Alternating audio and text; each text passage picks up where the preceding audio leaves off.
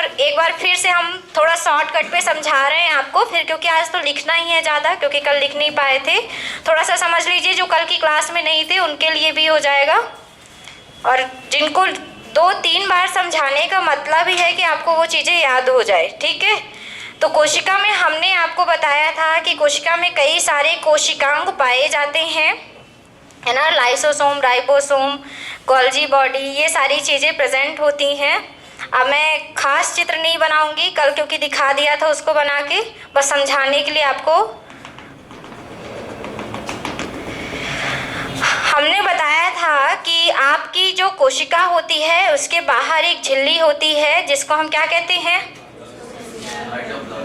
एक भित्ति कह सकते हैं। सबसे पहले तो कोशिका भित्ति होती है ना, कोशिका भित्ति बताया था, सेल वॉल। फिर इसके बाद बताया था कि इसके अंदर एक पतली सी झिल्ली होगी, जिसको क्या बोलेंगे, कोशिका झिल्ली। फिर आपका बताया था कि जो लिक्विड फॉर्म भरा हुआ होता है उसको हम क्या कहते हैं, कोशिका द्रव्य, साइटोप्लाज्म। और क्या कहते हैं कोशिका द्रव्य को, प्रोटोप्लाज्म और साइटोप्लाज्म। और जीव द्रव्य भी कभी कभी इसको हम बोल देते हैं। ठीक है, ये भी लिख लीजिएगा अगर लिखना होगा तो, जीव द्रव्य। अब आगे चलते हैं, तो इसके बाद आपके कोशिकांग आ जाते हैं। तो ये है आपका माइटोकॉन्ड्रिया, हिंदी में क्या बताया था इसको, सूत्रकणिका है। और अब ये हो गया लाइसोसोम, ये समझ लीजिए राइबोसोम। इनके नाम आपको, इसके नाम याद करने हैं, चित्र नहीं याद करना है। फिर गोल्जी बॉडी या गोल्जी काय, कहीं पे यहीं पे समझ लीजिए लवक या प्लास्टिड बोलते हैं। और क्या है, सेंट्रोसोम या तारक काय। और कुछ बचा है क्या, हो गया सब, है ना। जो बचा होगा तो आ जाएगा। एंडोप्लाज्मिक रेटिकुलम, ये जो है अंतःप्रद्रव्य जालिका, अंतःप्रद्रव्य जालिका, एंडोप्लाज्मिक रेटिकुलम। चलिए एक बार अब हम फिर से इसको समझा रहे हैं, बस इसको समझाने के बाद आपको कॉपी पे नोट कराएंगे। ठीक है, तो ध्यान से समझिएगा, क्योंकि याद अभी हो जाना चाहिए। हमने कल आपको लिखा दिया था कोशिका भित्ति के बारे में। तो हमने बताया था कि कोशिका भित्ति आपकी पादप कोशिकाओं में पाई जाती है, जंतु कोशिकाओं में नहीं पाई जाती। ठीक है, जो पादप कोशिका में कोशिका भित्ति होती है वो आपकी पॉलीसेकेराइड सेल्यूलोज की बनी होती है, और ये जो सेल्यूलोज है वो क्या है, कार्बोहाइड्रेट है। ठीक है, इसके अलावा कवक में भी कोशिका भित्ति पाई जाती है, जो कि किसकी बनी होती है, काइटिन की बनी होती है। हमने इसके अलावा बताया था कि कोशिका भित्ति निर्जीव झिल्ली की भांति कार्य करती है, और ये हमारी कोशिका को क्षतिग्रस्त होने से बचाती है। आगे बात करें कोशिका झिल्ली की, तो कोशिका झिल्ली की जो आपकी बताया था हमने कि कोशिका झिल्ली 2 चीज़ों से मिलकर बनी है। किसकी, लिपिड प्लस प्रोटीन की, जिसको आप संयुक्त रूप से क्या कहते हैं, लिपोप्रोटीन या लाइपो भी बोल सकते हैं। ठीक है, लिपोप्रोटीन। फिर इसके आगे हमने बताया था आपको कि कोशिका झिल्ली में और भी चीज़ें कार्बनिक और अकार्बनिक पदार्थ उपस्थित होते हैं। कोशिका झिल्ली में और भी हमने बताया था कि कोशिका झिल्ली को कोशिका का आधार, जीवन आधार माना जाता है, क्योंकि कोशिका झिल्ली, सॉरी जीवन आधार इसको नहीं कहते, कोशिका झिल्ली जो है इसमें हमने बताया था कि कोशिका झिल्ली भी इसको प्रोटेक्ट करने का काम करती है, जो कि सजीव होती है। कैसी होती है, सजीव और अर्धपारेगम्य होती है, सेमी परमिएबल होती है। ठीक है, अर्धपारेगम।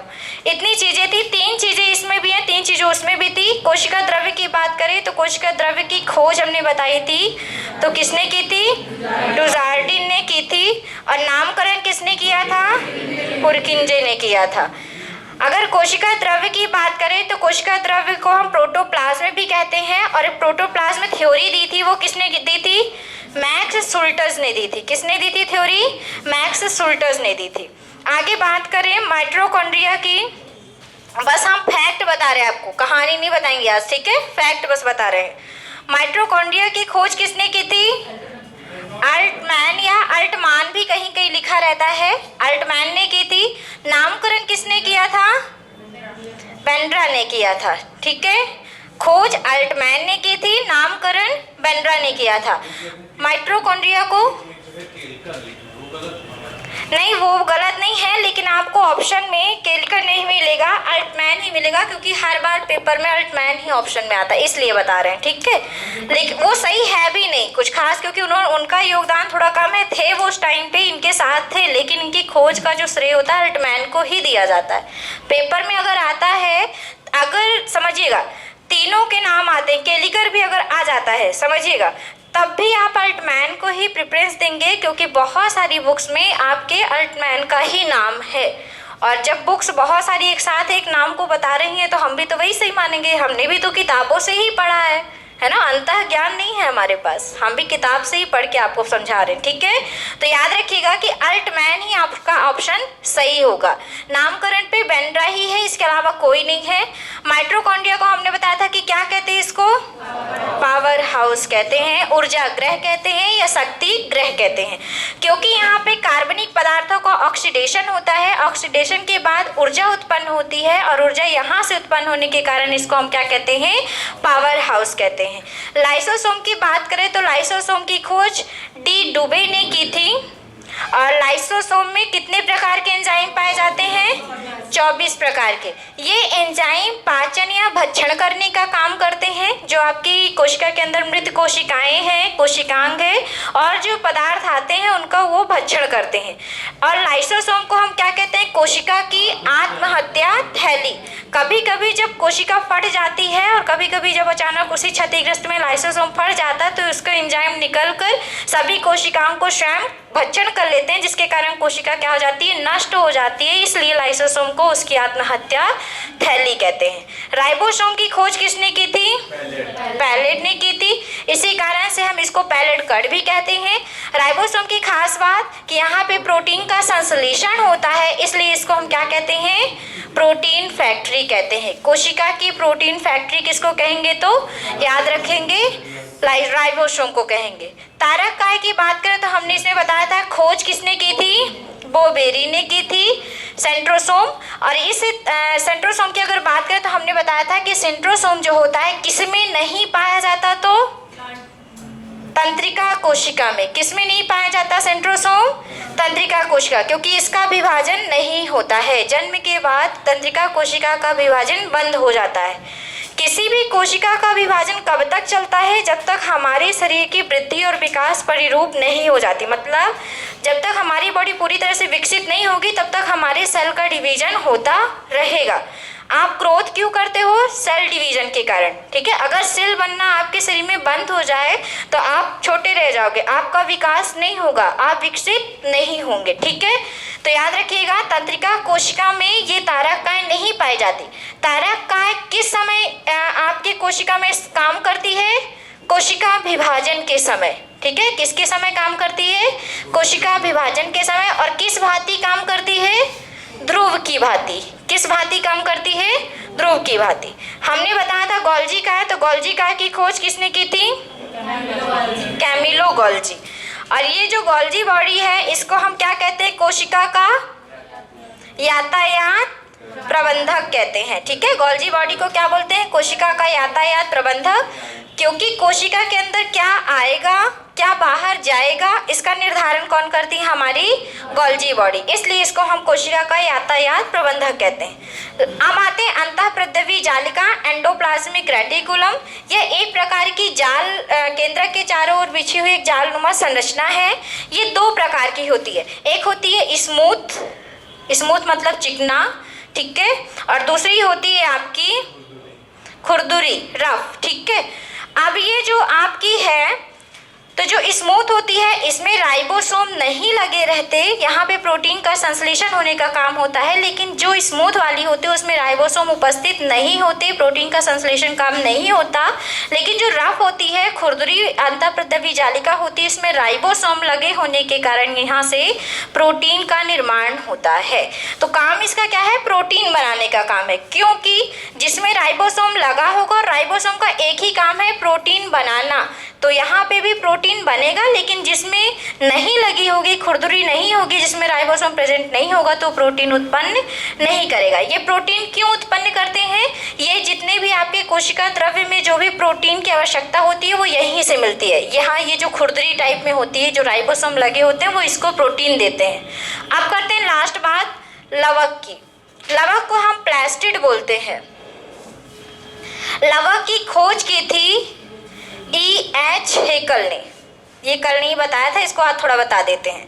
E.H. हेकल ने लवक की खोज की थी। जो ये लवक होते हैं, ये पौधों को विभिन्न रंग प्रदान करते हैं। मतलब जंतु कोशिकाओं में लवक प्रेजेंट नहीं होता, केवल पादप में प्रेजेंट होता है।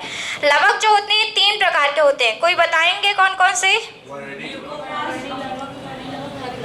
वर्णी लवक, ल्यूकोप्लास्ट, फिर है आपका अवर्णी लवक, अवर्णी लवक होता है ल्यूकोप्लास्ट, वर्णी लवक होता है क्रोमोप्लास्ट, और एक होता है हरित लवक, जिसको क्या बोलेंगे?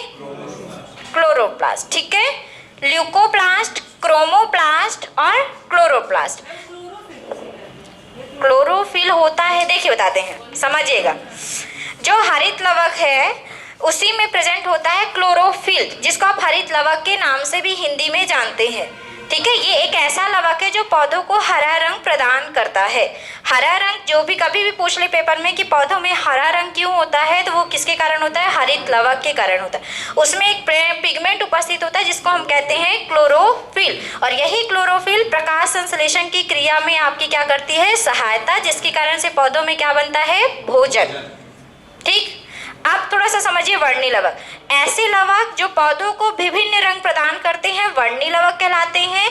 ये पौधों के उन भागों में पाए जाते हैं जहां प्रकाश पहुंचता है। जैसे प्रकाश कहाँ पहुंचेगा? पत्तियों में और फूलों में, और आपके तने, किसी किसी के तने भी हरे होते हैं कि नहीं? ठीक है, अवर्णी लवक की बात करें तो ऐसे लवक जो कि पौधों के उन भागों में होते हैं जहां धूप या प्रकाश नहीं पहुंचता, जैसे जड़ और भूमिगत तना, जो भूमि के अंदर तना होता है। जब आपको बॉटनी पढ़ाएंगे तो उसमें बताएंगे तना कौन कौन, जैसे आपके पेपर में आता है ना कि मूली क्या है, जड़ है कि तना, गाजर क्या है, जड़ है कि तना, पूछा जाता है ना पेपर में। तो कुछ भूमिगत तने होते हैं जो पृथ्वी के नीचे भूमि के नीचे होते हैं, वो आपके अवर्णी लवक के कारण उसमें कोई कलर नहीं हो पाता है। ठीक, अब आपका बात करते हैं हरित लवक। तो हरित लवक केवल हरा रंग प्रदान करता है, इसमें पिगमेंट उपस्थित होता है क्लोरोफिल, जिससे आपके प्रकाश संश्लेषण की क्रिया होती है। प्रकाश संश्लेषण का सूत्र कौन बताएगा? सॉरी, 2 चीज हम पूछेंगे अभी, फिर लिखाना स्टार्ट करते हैं। बायो वाले भाई, बायो वालों से तो हम पूछेंगे, बताओ बायो वालों। हाँ बताइए। ये तो ग्लूकोज का सूत्र हो गया। हम तो पूछ रहे हैं C6H12O6 होता है ग्लूकोज का, लेकिन हम पूछ रहे हैं प्रकाश संश्लेषण की पूरा समीकरण कौन बताएगा?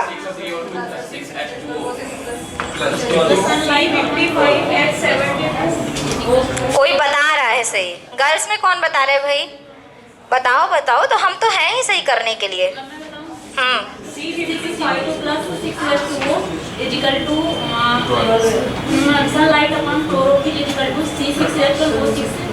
और क्या बनेगा? एनर्जी। थोड़ा सा गलत है, और कोई कोशिश करना चाहता है? बताओ। 5वीं की क्लास से प्रकाश संश्लेषण की क्रिया पढ़ रहे हैं, लेकिन अभी याद नहीं आ रहा है। बताओ भाई। 2 चीजें भाग लेती हैं, ठीक है, एक पानी और एक आपका कार्बन डाइऑक्साइड। समझिएगा, मैं यहाँ पे लिख रही हूँ 6CO2 प्लस 12H2O, सूर्य का प्रकाश प्लस क्लोरोफिल। बिना क्लोरोफिल के भोजन भी नहीं बन सकता, और बिना प्रकाश के भी। ठीक, शांत रहिए थोड़ा सा। C6H12O6 ये क्या है? Glucose, energy, glucose. ठीक है, प्लस 6O2 प्लस 6H2O। अब समझिएगा, बैलेंस बन जाए अगर तो सही हो जाएगा। ये आपका है प्रकाश संश्लेषण की क्रिया। यहाँ पे कार्बन के 6 अणु हैं, ध्यान से समझिएगा, जिसको नहीं आता उसको हम सिखा रहे हैं। यहाँ पे कार्बन के 6 अणु हैं। ऑक्सीजन के कितने अणु हैं? 12 अणु हैं। जो सामने लिखा होता है वो सबका अणु होता है, पीछे बातें नहीं। जो सामने लिखा हुआ होता है वो सबकी संख्या होती है, और O के साथ 2 भी जुड़ा है तो 6 दूनी 12, मतलब ऑक्सीजन के कितने अणु? 12, और कार्बन के केवल कितने हैं? 6। अब इसकी बात करते हैं, हाइड्रोजन कितने हैं? 12 दूनी 24। ऑक्सीजन कितना है? केवल 12। आ रहा है समझ में? अब उधर बैलेंस करते हैं। C6 मतलब कार्बन पूरा हो गया।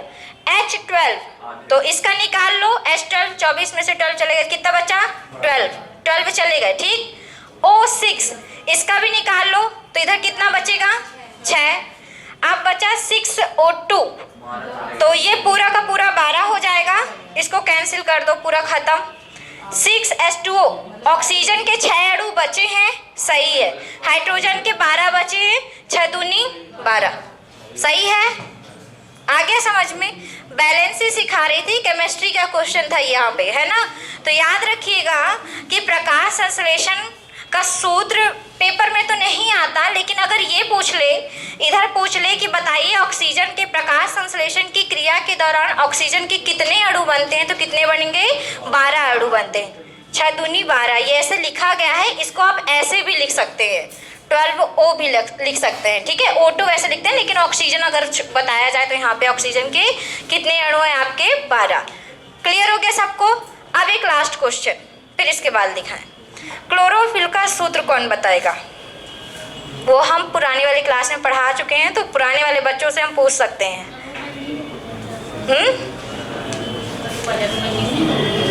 बताओ भाई, याद नहीं? पीछे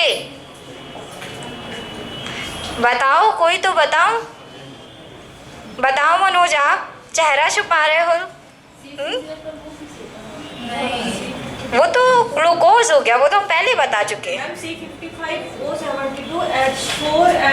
थोड़ा सा गलत हो गया, चलो कोशिश कर ली, यही बहुत है। क्लोरोफिल का सूत्र होता है C72,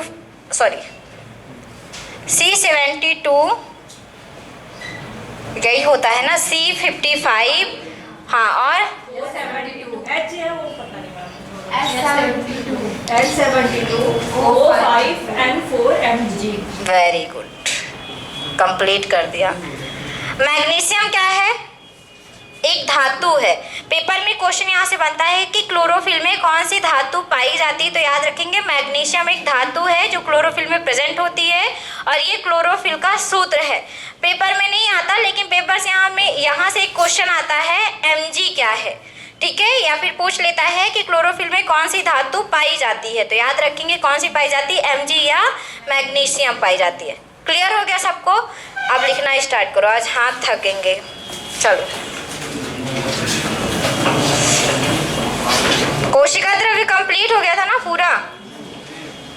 लिखिए अंतःप्रद्रवी जालिका, लिखिए अंतःप्रद्रवी जालिका, एंडोप्लाज्मिक रेटिकुलम, एंडोप्लाज्मिक रेटिकुलम, ये लिखा है अंतःप्रद्रवी जालिका।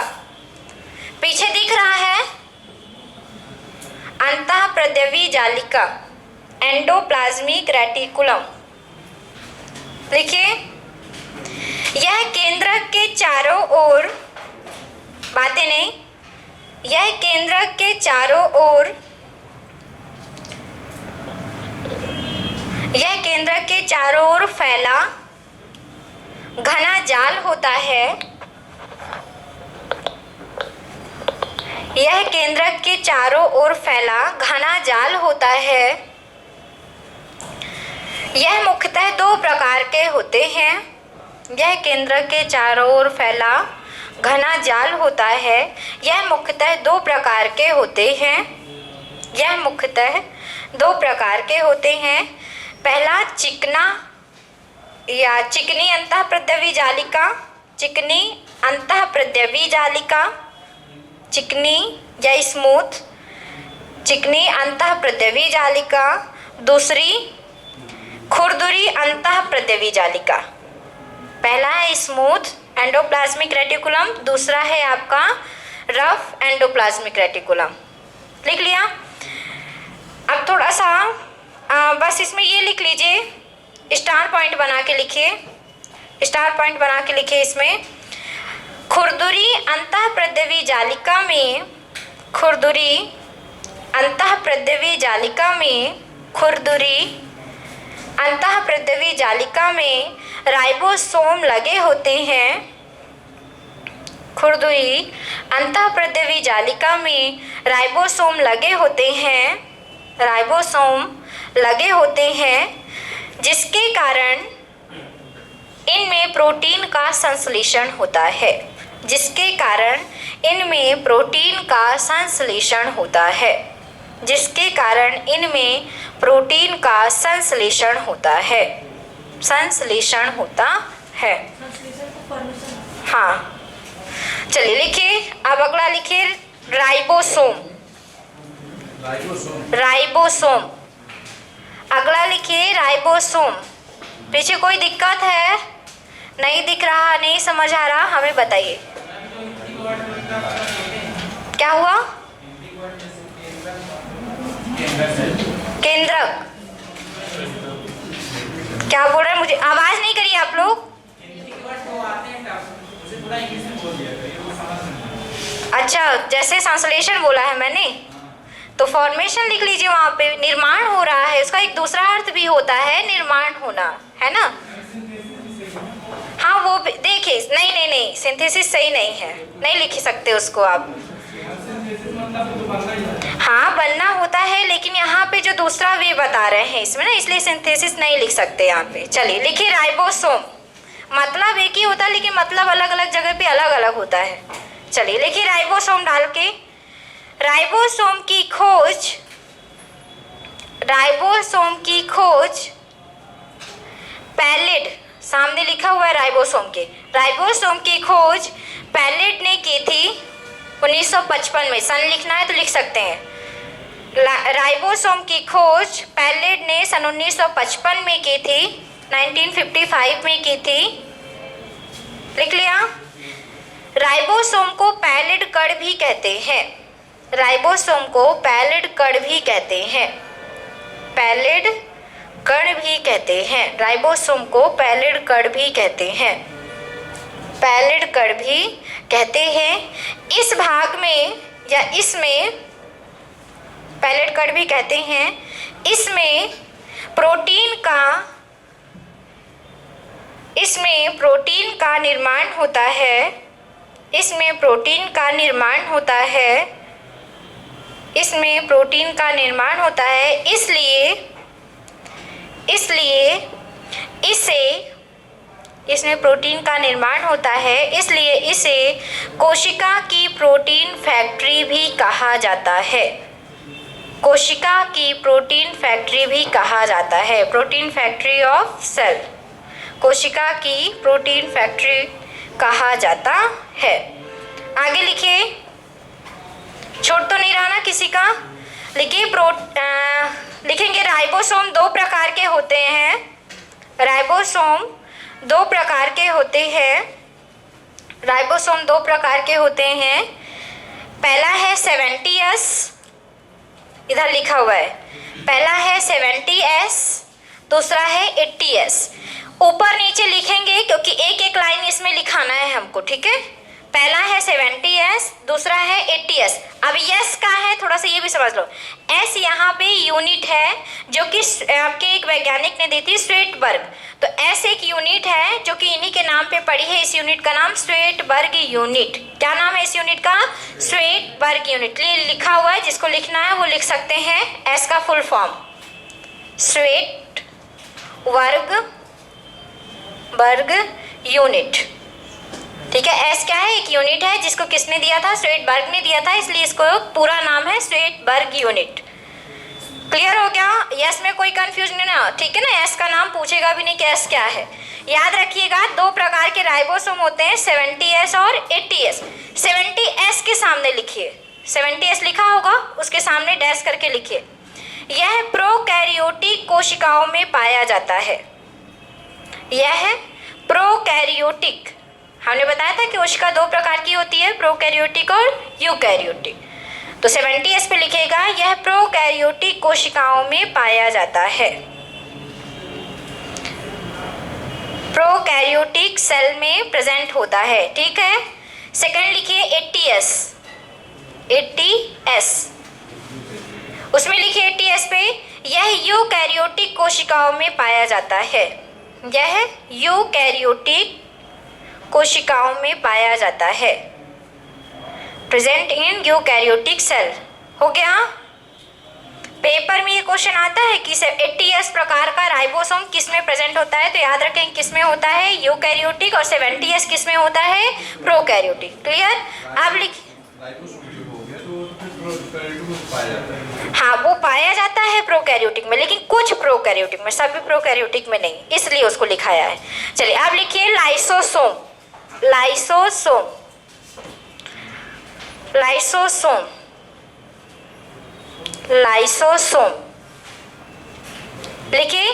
लाइसोसोम की खोज या इसकी खोज, लाइसोसोम की खोज डी डुबे, डी डुबे, लाइसोसोम की खोज डी डुबे ने की थी।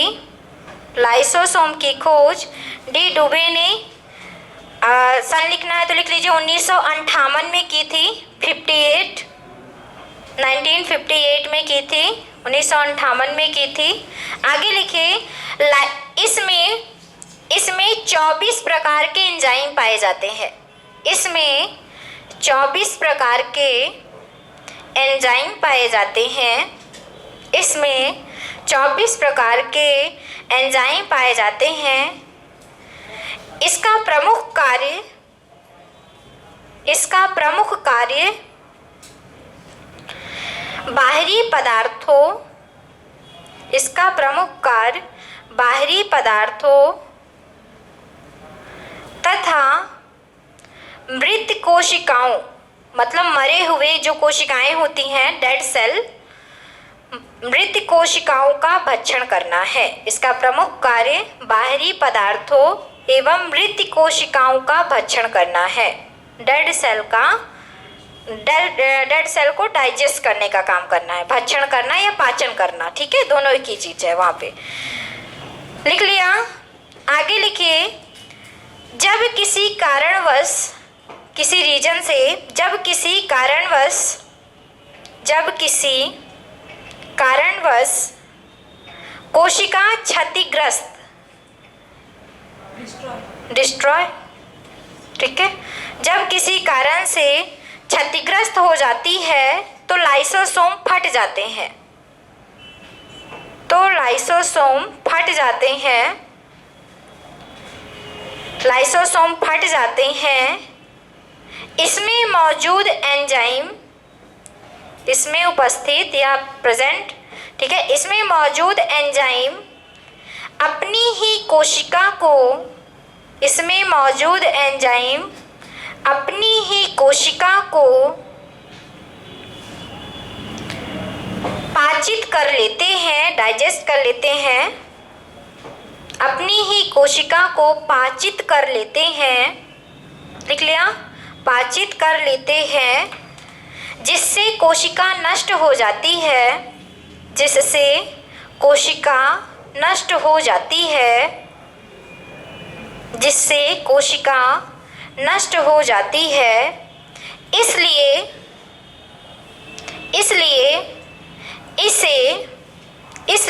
इसे कोशिका की आत्महत्या थैली, सुसाइडर बैग इन सेल, सुसाइडर बैग, कोशिका की आत्महत्या थैली कहा जाता है, कोशिका की आत्महत्या थैली कहा जाता है।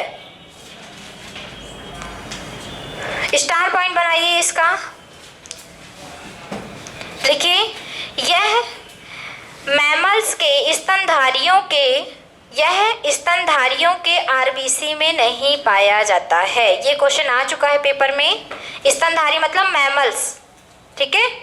यह स्तनधारियों के आरबीसी का फुल फॉर्म या फिर हिंदी में क्या बोलेंगे, लाल रक्त कणिकाएं। जो हमारा ब्लड बोलते हो ना, वही है वो लाल रक्त कणिका। आरबीसी में नहीं पाया जाता है, नहीं पाया जाता है। ये मतलब एक मेनली हमारा बता दिया ना कि इसमें नहीं होगा और सब जगह प्रेजेंट हो सकता है। आरबीसी में इसलिए पहले क्योंकि कभी भी, क्योंकि हमारे जब चोट लगती है ना, अचानक चोट लगती ही रहती, तो आरबीसी नष्ट होती ही रहती है। होती कि नहीं होती है? सेल जब ब्लड निकलता है तो कौन क्षतिग्रस्त हुआ? आरबीसी हुई ना। तो आरबीसी में अगर लाइसोसोम प्रेजेंट होगा तो सारी कोशिकाओं को क्या कर लेगा, भक्षित कर लेगा, इसलिए नुकसान है। चलिए लिखिए आप माइटोकॉन्ड्रिया। माइटोकॉन्ड्रिया, अगला लिखिए माइटोकॉन्ड्रिया। माइटोकॉन्ड्रिया है, माइटोकॉन्ड्रिया लिखिए। डाल लिया सबने? लिखिए इसकी खोज, माइटोकॉन्ड्रिया पे लिखिए, इसकी खोज अल्टमैन ने सन 1886 में की थी। 1886 सन 1886 में की थी। इसकी खोज अल्टमैन ने, अल्टमान भी लिख सकते हैं, अल्टमैन ने सन 1886 में की थी, 1886 में की थी, तथा नामकरण बेंड्रा ने किया था। नामकरण बेंड्रा ने किया था। बेंड्रा ने किया था। आगे लिखिए, यहाँ लिख लिया इतना, बेंड्रा ने किया था। देखिए यहाँ कार्बनिक पदार्थों का, यहाँ मतलब माइटोकॉन्ड्रिया में, यहाँ कार्बनिक पदार्थों का ऑक्सीकरण होता है। ऑक्सीकरण मतलब ऑक्सीडेशन, ठीक है। यहाँ कार्बनिक पदार्थों का ऑक्सीकरण होता है, जिससे यहाँ कार्बनिक पदार्थों का ऑक्सीकरण होता है, ऑक्सीडेशन होता है, जिससे ऊर्जा प्राप्त होती है, जिससे ऊर्जा प्राप्त होती है, जिससे ऊर्जा प्राप्त होती है। इसलिए जिससे ऊर्जा प्राप्त होती है, इसलिए इसे कोशिका का पावर हाउस, ऊर्जा ग्रह भी कहते हैं। कोशिका का पावर हाउस या ऊर्जा ग्रह भी कहते हैं, ऊर्जा गृह भी कहते हैं। वो वाला ग्रह नहीं लिखना, गृह लिखना, घर जिसको बोलते हैं, ठीक है। ऊर्जा गृह भी कहते हैं। स्टार पॉइंट बनाइए इसका। लिखिए यह जीवाणुओं एवं नील हरी शैवाल में नहीं पाया जाता है। यह जीवाणुओं, फैक्ट है इसका, लिखिए यह जीवाणु बैक्टीरिया, यह जीवाणुओं एवं नील हरी शैवाल, ब्लू ग्रीन एल्गी, नील हरी शैवाल में नहीं पाया जाता है। बैक्टीरिया, ध्यान से सुनिए, वर्ड को सुनिए, हम बोल रहे हैं सारी चीजें। बैक्टीरिया बोलते हैं। विषाणु को क्या बोलते हैं? वायरस। तो जीवाणु को बैक्टीरिया ही बोलेंगे, है ना। बैक्टीरिया और ब्लू ग्रीन एल्गी, नील हरी शैवाल, ठीक है, उसमें प्रेजेंट नहीं होता। अब वजह है गोल्जी बॉडी। लिखिए गोल्जी काय। अगला पॉइंट गोल्जी काय। गोल्जी लिखा हुआ है सामने, गोल्जी काय, या इसी को इंग्लिश में बोलते हैं गोल्जी बॉडी। काय को इंग्लिश में बोलते हैं बॉडी। चलिए लिखिए, गोल्जी बॉडी की खोज सबको पता है। गोल्जी बॉडी की खोज कैमिलो गोल्जी ने की थी। गोल्जी बॉडी की खोज कैमिलो गोल्जी ने की थी। सन लिखना हो तो लिख लेना, सन 1898, 1898 ये लिखा है सामने, सन 1898 में की थी। कैमिलो गोल्जी ने कब की थी? सन 1898 में की थी।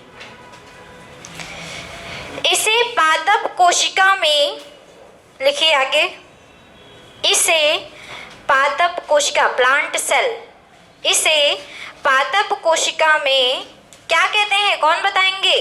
कल हमने बताया था डिक्टियो डिक्टियोसोम, इसे पादप कोशिका में डिक्टियोसोम, सामने लिखा हुआ है डिक्टियोसोम, तथा जंतु कोशिका में, पादप कोशिका में क्या कहते हैं? डिक्टियोसोम, और जंतु कोशिका में क्या कहते हैं?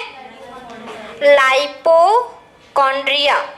माइटोकॉन्ड्रिया नहीं लिख लीजिएगा, लाइपो पा है, ठीक है, लाइपोकॉन्ड्रिया, लाइपोकॉन्ड्रिया कहते हैं। पादप कोशिका में इसे डिक्टियोसोम, जंतु कोशिका में इसे लाइपोकॉन्ड्रिया कहते हैं। आगे लिखिए,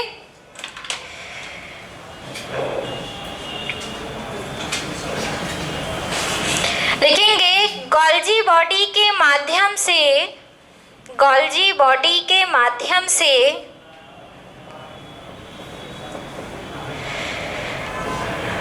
कोशिका में उपस्थित कण या मैक्रोमोलिक्यूल भी बोल सकते हैं, ठीक है, कोशिका में उपस्थित कण, कोशिका में उपस्थित कण बाहर भेजे जाते हैं। गोल्जी बॉडी में उपस्थित मैक्रोमोलिक्यूल को गोल्जी बॉडी क्या करती है? बाहर भेजती है, ठीक है, बाहर भेजे जाते हैं। लिख लिया इतना, गोल्जी बॉडी के माध्यम से जो कण होते हैं, कोशिका में उपस्थित कण बाहर भेजे जाते हैं, इसलिए इसे कोशिका का यातायात प्रबंधक कहते हैं। कोशिका का यातायात प्रबंधक कहते हैं। Director of macromolecule traffic in cell, director of macromolecule traffic in cell हो गया, कहते हैं। स्टार पॉइंट बनाइए इसी का, कोशिका का यातायात प्रबंधक लिख लिया। देखिए, यह प्रोकैरियोटिक कोशिकाओं, यह प्रोकैरियोटिक कोशिकाओं में नहीं पाया जाता है, प्रोकैरियोटिक कोशिकाओं में नहीं पाया जाता है, प्रोकैरियोटिक कोशिकाओं में नहीं पाया जाता है।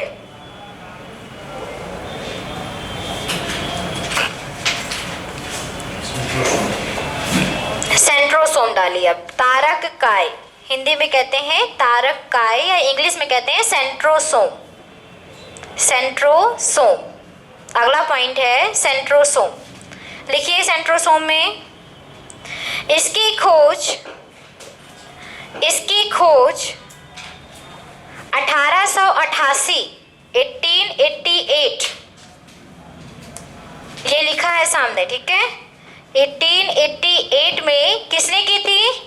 बोबेरी ने की थी, बोबेरी ने की थी। सन 1888 में बोबेरी ने की थी। आगे लिखिए इसमें, यह केवल जंतु कोशिकाओं में पाया जाता है, यह केवल जंतु कोशिकाओं में पाया जाता है, जंतु कोशिकाओं में पाया जाता है। यह कोशिका विभाजन, सेल डिवीजन में मदद करता है, यह कोशिका विभाजन या सेल डिवीजन में मदद करता है। कोशिका विभाजन या सेल डिवीजन में मदद करता है। हो गया, स्टार पॉइंट बनाइए इसका। लिखिए, यह तंत्रिका तंत्र की कोशिका में उपस्थित नहीं होता है। अब क्या बोलते हैं तंत्रिका तंत्र को इंग्लिश में? Nervous system. तंत्रिका तंत्र की कोशिका में उपस्थित नहीं होते हैं। तंत्रिका तंत्र की कोशिका ना, प्रेजेंट, अरे हो गया, वो तो बना लेगी। तंत्रिका तंत्र की कोशिका में उपस्थित नहीं होते हैं। थोड़ा सा इंग्लिश और थोड़ा हिंदी में यहाँ पे कंफ्यूजन हो जाता है क्योंकि हिंदी मीडियम बैच है, ठीक है। कुछ चीज़ें हैं टफ जो मैं बता सकती हूँ आपको, क्योंकि ऑलरेडी वैसे भी थोड़ा सा रुक जाओ अभी। टिश्यू में पहुंचेंगे और जब उसमें पहुंचेंगे तो हिंदी वालों को प्रॉब्लम, मुझे हिंदी वाले फिर खूब परेशान करते हैं, बोलेंगे मैडम हिंदी तो बता दीजिए। भाई जब मुझसे हिंदी नहीं बनती उसकी तो मैं कैसे बता दूँ, किताबों में भी उसकी हिंदी नहीं लिखी रहती तो फिर मैं कैसे बता दूँ। अब मैं राइबोसोम की हिंदी कहाँ से ढूंढ के लाऊंगी, मुझे नहीं आती है ना। राइबोसोम की हिंदी लिखी भी नहीं रहती कहीं, लाइसोसोम की तो कहीं से ढूंढते ढूंढते मिल गई थी, लयन काय कहते हैं, ठीक है। तो हर चीज़ों में वैसे भी बायो इंग्लिश में ही चलती है, हिंदी में बहुत कम ही चलती है। अब मुझे ये आपके लिए इतनी कोशिश करनी पड़ रही है कि मैं हर चीज़ों को हिंदी में कहूँ। लयन काय, नयन जैसे लिखते हैं ना, तो नयन की जगह ला लिख देना, लयन काय। हो गया क्या सबका। अब लिखिए लवक, अब लिखिए लवक। टाइम हो गया है लेकिन थोड़ा सा लिख लो, लवक। हो नहीं पाएगा आज लवक, करा दें कि नहीं कराएं। थोड़ा सा नहीं, ऐसे है थोड़ा लंबा है क्योंकि 3 प्रकार हैं, फिर उसमें भी लिखाना है तो कल छोड़ देते हैं, ठीक है।